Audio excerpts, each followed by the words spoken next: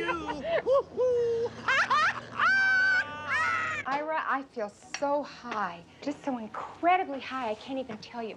I mean, I feel like I've dropped acid. I mean, have you ever dropped acid? Well, not in the last 10 minutes. You get this feel, do you notice anything, I mean, can you see anything about me that's different, like my expression? Do I have a different kind of expression about me? Hey, you look higher. I look high? Do I right now? Yeah. I am high. I'm telling you, I am high. Did I give you sugar? I haven't had the tea yet. Oh, I know. I'm sorry. I don't know what I'm thinking. Listen, look at these little things in here. Don't worry about them, because they just float around like that. They're little herbs and stuff, and they won't hurt you. As long as they aren't moving. And everything's okay. Everything's incredibly okay, because I feel so high. I'm not kidding. I feel wonderfully high.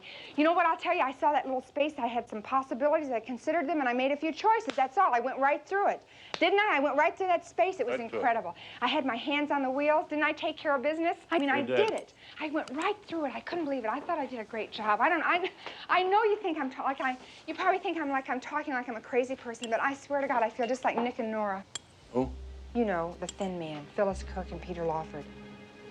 Ira, wait a second, I just got a flash. This is incredible. Escobar and Brian robbed this man Whiting, right? Yeah, they killed his wife while they were at it. Right. How come they didn't take it on the lam? I mean, how come these two guys stuck around town? Ask yourself why. I have asked myself. Ask yourself again, because I'm going to tell you the answer. Because they found something besides the stamps at Whiting's. They found something that they could blackmail Laura Birdwell with. Are you following me? I'm following it. All right, now she said she was having a sexual relationship with another man. I mean, other than her husband.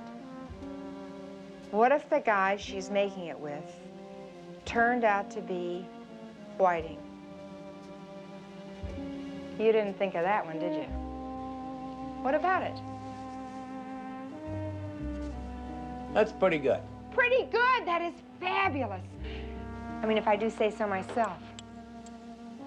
I'm going to go down to the police station, Ira. I'm going to go down to the police station. I'm going to get a private detective's license. I mean, if we teamed up, we'd be great together. That's just what this town has been waiting for. A broken down old private eye with a bum leg and a hearing aid. And a fruitcake like you.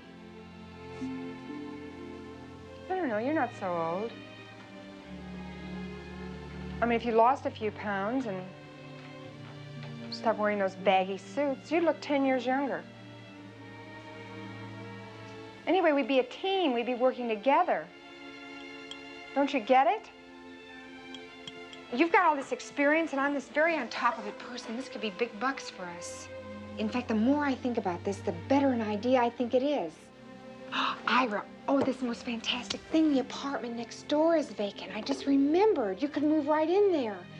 This could be perfect. We could, it would be like a duplex, a kind of suite of offices. I think that would be perfect. We could have cards printed up. I just feel it, you know, I just have that intuitive kind of thing. I wouldn't mind having you next door either. I mean, it'd be okay. Listen, I mean, I could stand the company. I mean, I wouldn't mind it, really. Look, I know what you're going to say. Don't start, because you're going to say there's going to be a lot of problems. Of course there's going to be problems, because that's what life is. If I were really truthful with you, and I'm going to be truthful, you're pretty, in my mind, you're a pretty old school kind of person, you know, kind of old fashioned and everything. And I don't have to tell you that I'm kind of weird around the edges. I mean, you're a slob, too. I mean, to be truthful, and I'm a Virgo, and it kind of makes me a little crazy. But don't you see the combination? It's what makes something interesting, because... Listen, doll, let's get one thing straight. I'm a loner. I always have been a loner. I was a loner when I was a kid. I was a loner when I was married. Probably why we broke up. I'm by myself now because I like it that way. Nothing personal, but I don't like to talk a lot. There's too damn much talk in the world as it is.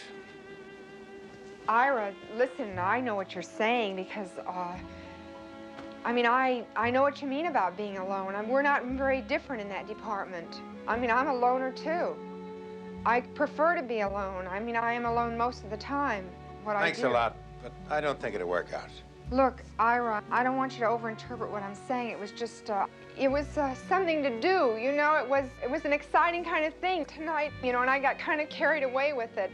And don't worry about me, because everything's okay. I mean, I'm not really upset, and I don't know why I'm doing this. It's just, It's just because I was excited tonight and it seemed like a good idea and I thought of making these little cards and things like that.